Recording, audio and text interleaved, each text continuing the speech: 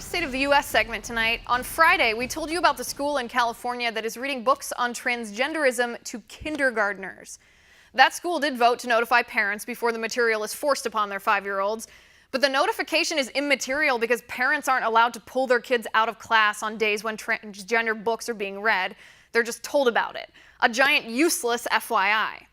But this is not an isolated incident. This is part of a growing trend in our country where progressives use public schools to tear down the family unit and indoctrinate young children. The most recent example is the teacher who made the Declaration of Independence gender neutral in her classroom. With me now to break this down, contributor to The Federalist, Kaylee Triller. Kaylee, good to see you. Good to be back. Thanks for having me on.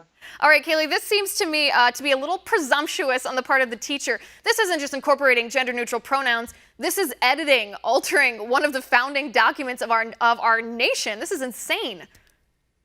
This is insanity. And, you know, it's interesting to me that the very people who refuse to allow us or teachers to say Merry Christmas in school are totally okay with indoctrinating kids. I mean, we send our kids to school to learn their ABCs, not their LGBTQs.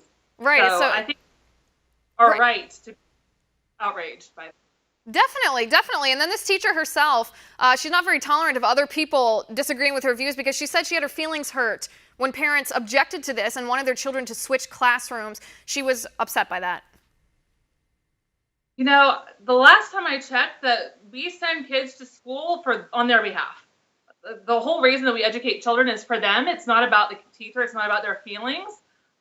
You know, as my favorite Ben Shapiro says, facts don't care about your feelings. And pronouns actually matter. You still get tested on those things. And I think there's, you know, marked concern, too. This is a science teacher. So not only is this teacher indoctrinating these kids and forcing them to lie, which is what's happening here. They have to lie. That's very dangerous to force kids to lie to themselves. What is fifth grade science class going to look like if you don't believe in the basic fundamental blocks of male and female? It's going to be progressive utopia there. But I mean, isn't there an argument from the progressive left now that grammar itself is racist, that it was constructed just to, I don't know, prop up the white supremacy, male-dominated patriarchy or some such nonsense? But Kaylee, let me ask you, is this indoctrination, in your opinion, to do things like this, even if they're subtle, even if it's just as subtle as crossing out mankind and switching it to human? Is that indoctrinating kids? Absolutely, it's indoctrinating kids. I don't know if you've seen this, but just this last week, Planned Parenthood came out with this whole guide about how do people get pregnant. Notice I didn't say women.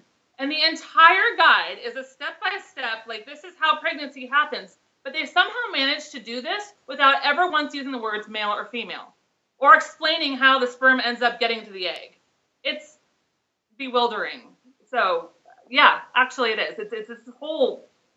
It's nonsense. Well, I feel sorry for the generation that's learning from Planned Parenthood then, because they're going to have a lot of problems learning about the birds and the bees then. Okay, this is not the only example. There's actually another example. This is in Florida, a fifth grade math teacher. This is not a humanities teacher. This is not a health teacher, social studies, anything like that. This is a mathematics teacher. I mean, in fifth grade math, you're supposed to be learning about long division and how to convert decimals into fractions. This is nothing at all to do with politically correct nonsense. This teacher, her name is Chloe Bresack, she says that she only likes to be referred. She told her students to refer to her with gender-neutral pronouns only. She goes by they, them, and their, and her prefix in front of her name is not Miss, Ms., or Mrs., it's mix, MX, period.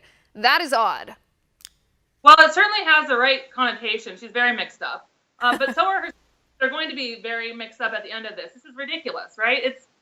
Mix, that is, every single time a child addresses that teacher, they're going to have to intentionally retrain themselves to deny biological reality. Pronouns are directly related to biological sex. As far as I'm concerned, we need to throw out the word gender entirely because it's causing so much trouble. When we talk about these things, the only thing that matters is what is biological sex, and that is material reality, not subjective emotions and feelings that make everybody more confused. Right, but isn't that the point? I think you made exactly the point. That's what her purpose is. When you said they're having to retrain themselves, this was her quote. She says, "I know it takes practice for this to feel natural, but students catch on pretty quickly." Kaylee, I think that's exactly why they start doing this in elementary school, whether it's kindergartners with transgender books, whether it's elementary school teachers making gender-neutral Declaration of Independence on the wall, or whether it's this fifth grade teacher, you know, making people call her by they, them, and their, which makes no sense. These little children do have very malleable brains. They are in the process of being formed. it's easiest to indoctrinate children. It is. You know, and I have two children. I'm a single mom. So I love that people can homeschool. That's really important. It's great if you can do it, protect your kids, all of that. But some of us don't have that option. And we have our kids in these places because we're kind of stuck right now. And so we really need a lot of parents to get as outraged as these parents have gotten so far. That is the appropriate response. I live in Washington, so you can pretty much guess that we have, except for maybe California, the worst gender laws and policies anywhere. I mean, our entire gender curriculum here in Washington starts in kindergarten with a unicorn, a mythical creature.